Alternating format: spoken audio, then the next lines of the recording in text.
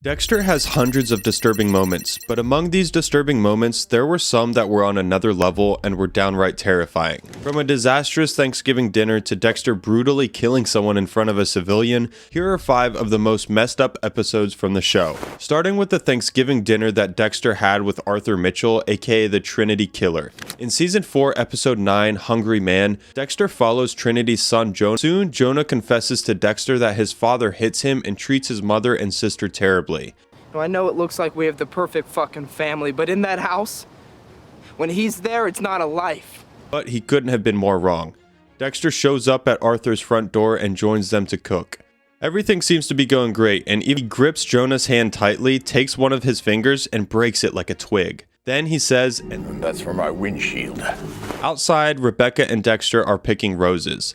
Creepily enough, she also tells Dexter that she doesn't mind if he does anything with Rebecca, but that Arthur must not find out. Season 7, Dexter and Deb try to get Ray Speltzer, aka the Minotaur Slayer. This guy is a different breed. Tall and built like a bull, he would lure girls into his mausoleum under the impression that they would sleep together. But these girls were in for a shock because the man they followed home would appear wearing a mask with horns, and he would chase them through a maze before beating them to death. He would also rip off their earrings from their ears and keep them as his trophies. Deb and Dexter's relationship at that point wasn't the best because she had found out his secret identity. He knew she wanted to send Speltzer to prison and was determined to help her catch him the right way. But this doesn't work because Speltzer finds a way to escape the law and the evidence against him is thrown out of court. Dexter, not one to let go of a prey he had already bitten into, goes to Speltzer's van.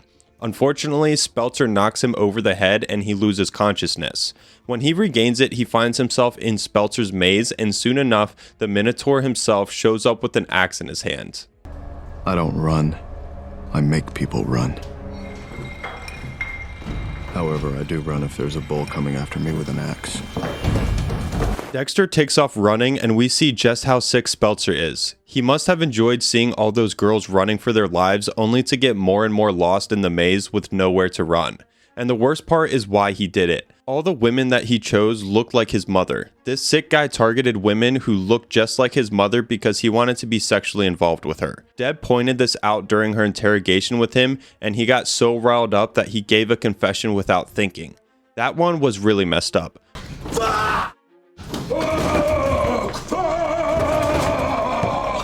But not as messed up as what Dexter does in episode 9 of Dexter New Blood. Dexter New Blood had its fair share of prolific killers and disturbing scenes, but there was one that was particularly creepy. In season 1, episode 9, The Family Business, Dexter has flashbacks of a previous kill as he explains Harry's code to his son Harrison. In the flashback, we see Dexter in a place called Playland. A clown called Mr. Wiggles is entertaining a couple of kids, and right off the bat we know that something isn't right with the clown. We see him take pictures of kids, which is certainly not in a clown's job description. He hands a sword-shaped balloon to a little boy, and it struck me how oddly phallic it looked.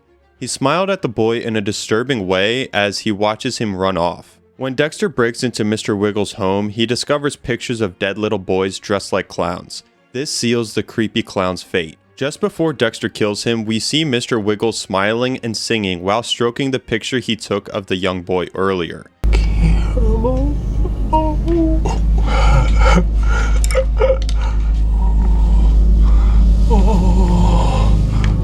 Watching him do that to the picture of a child with that sick look on his face was stomach churning. He got what he deserved, but the disturbing events of the episode didn't end there. We come back to the present day where Kurt Caldwell, a respected man in Iron Lake, turns out to be a killer who targeted runaway girls. His son Matt also killed people, so Dexter took care of him first. This angers Kurt, and he in turn targets Harrison. At first, he seems like a father figure to the young boy, but it's clear his main goal is to gradually pull Harrison away from Dexter.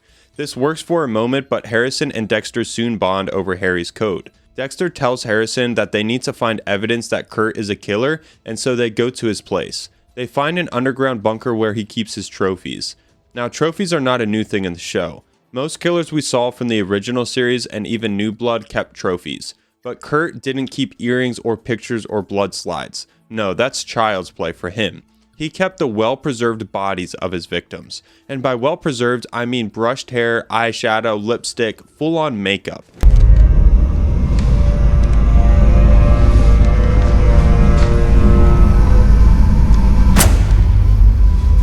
And the way they were packed in those glasses like Barbie dolls in boxes waiting to be played with, that's some pretty messed up stuff.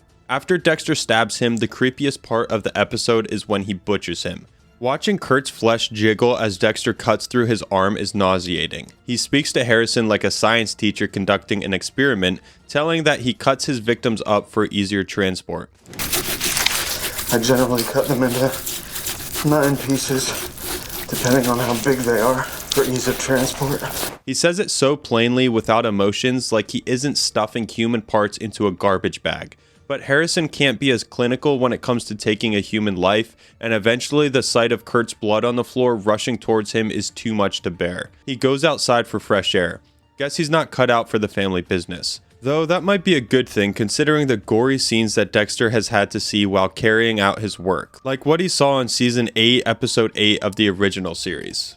In Season 8, Episode 8, Are We There Yet?, Vogel has dinner with Dexter, Hannah, and Zach. To give you a quick refresher, Zach Hamilton was Dexter's student. Dr. Evelyn Vogel had introduced them to see if Dexter could teach Zach Harry's code as an experiment. Zach was careless and impulsive and would take pictures of crime scenes, making him a risk to Dexter. But all in all, he was a good kid who loved his mom and quickly became a fan favorite. Unfortunately, his story doesn't end well. Oliver Saxon, aka the brain surgeon, was the main antagonist in Season 8. He was smart, cunning, and unlike Dexter, a true psychopath. He would kill his victims, open their skulls, and take a part of their brain as a trophy, which is insane. And eventually, he caught up to Zach.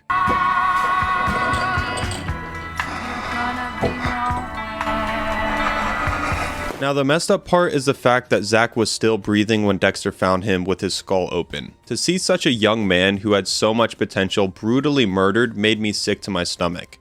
And this scene is definitely one of the most chilling in all of Dexter. But there is one other scene which I think is even more chilling. Just before his death, Sergeant Dokes experienced something so traumatizing that even if he had survived the explosion, he still would not have lived a normal life.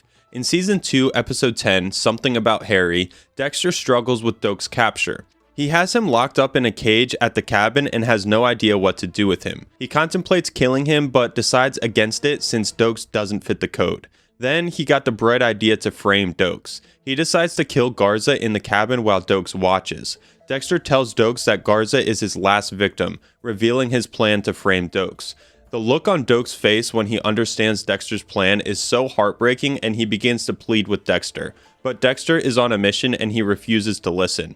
He sets his table and tools and lays an unconscious Garza on the table. Dokes tells Dexter that no one would believe he killed Garza. Dexter counters that by saying he must have done something like it when he was in the Special Forces. Dokes said that what Dexter is doing is cold-blooded compared to what he had to do in the heat of the moment. He tries to convince Dexter to stop by reminding him of his conscience, but Dexter isn't listening. And although all of us know that Dexter only kills evil people, the way he does it is sick and disturbing. I think that this was the first time we saw Dexter's ritual through a third party's eyes. Not Dexter's POV or the victims, but another witness. It scared the crap out of many viewers, including Dokes. Dokes screams at Dexter, but when he hears the sound of a drill turning on, he gives up and hangs his head in defeat.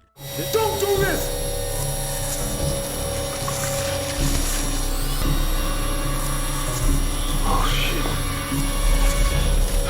This big bad cop, ex-Special Forces for that matter, is helpless in the face of a cold-blooded serial killer. The most chilling part of this episode is when Dokes looks down and sees the blood seeping under the door towards him. He's visibly shaken and definitely sick to his stomach. When Dexter is done, Dokes has his back towards him and all he says is, "Stay away. Just stay away from me."